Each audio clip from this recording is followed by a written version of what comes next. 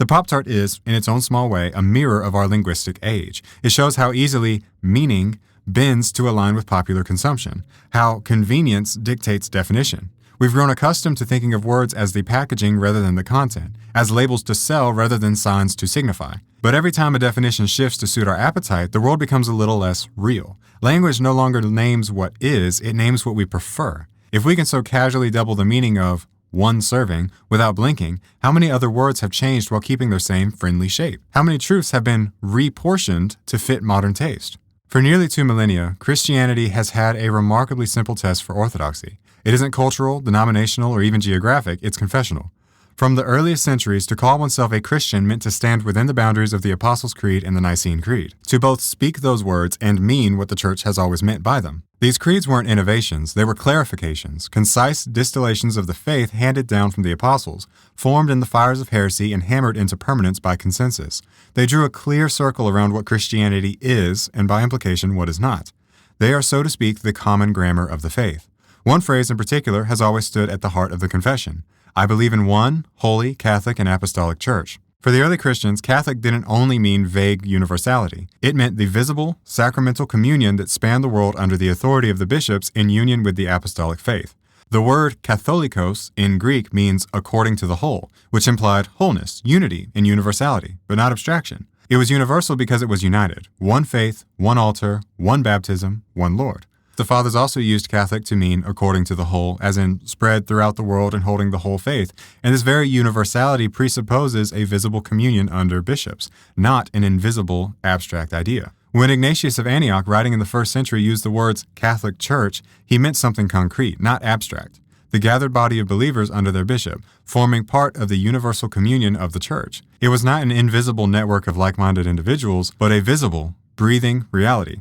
To be outside that communion was to be outside the Church. To be fair, it is sometimes argued that the Reformers did not seek outright to redefine Catholic, but to reclaim it, to locate the Church's wholeness in a pure apostolic doctrine rather than a corrupt, visible institution. But this sets up a false choice, for the early Christians never imagined the two could be separated. And it further begs the question, how is this apostolic doctrine to be known? Was it a secret code embedded in text, waiting for a clever reader to decipher it 15 centuries later? No, it was a public reality. A living stream of teaching passed from the apostles to their successors, the bishops. The doctrine was inseparable from the men who guarded it. The faith was not a philosophy to be debated, but a treasure to be received from a specific authorized source. To attempt to recover a pure doctrine by detaching it from the visible, historical body that carried it through time is like trying to save a man's soul by discarding his body. The Gnostics tried this, and the Church condemned them for it. The apostolic faith is incarnational. Truth is bound to flesh, teaching is bound to teachers, and the universal Church is bound to the visible communion of bishops who trace their lineage back to the beginning. To claim the doctrine while rejecting the divinely established structure that delivers it is to create a ghost of Christianity, not to restore it, but I digress. Fast forward to today, and the same words are still recited. Most Protestant traditions affirm the Nicene Creed or the Apostles' Creed, at least on paper, but the meaning of Catholic has shifted. It no longer names a concrete, visible communion. It has been reinterpreted to mean simply universal, as in all true believers everywhere. At first glance, this seems harmless enough. After all, the Church is universal in scope. But here again, we encounter the same linguistic pattern we've seen in modern culture, the quiet redefinition of a word while keeping its familiar sound. The creed hasn't changed, but the meaning behind it has. So when a Protestant says, I believe in one holy, Catholic, and apostolic church, he may mean something profoundly different from what the original authors intended. In Protestant usage, the word Catholic has drifted from its historical and ecclesial referent, and consequently it now points to an abstract idea rather than an institution, an abstract, invisible fellowship rather than a visible family. And that then raises an uncomfortable but necessary question. Can one truly affirm the creeds if one no longer means what they mean? Can the same sentence hold two different truths, one intended by the original authors and one imposed by later readers, and still be called agreement? This is a question about the integrity of meaning. For roughly 15 centuries, the creeds marked the boundaries of Christian orthodoxy.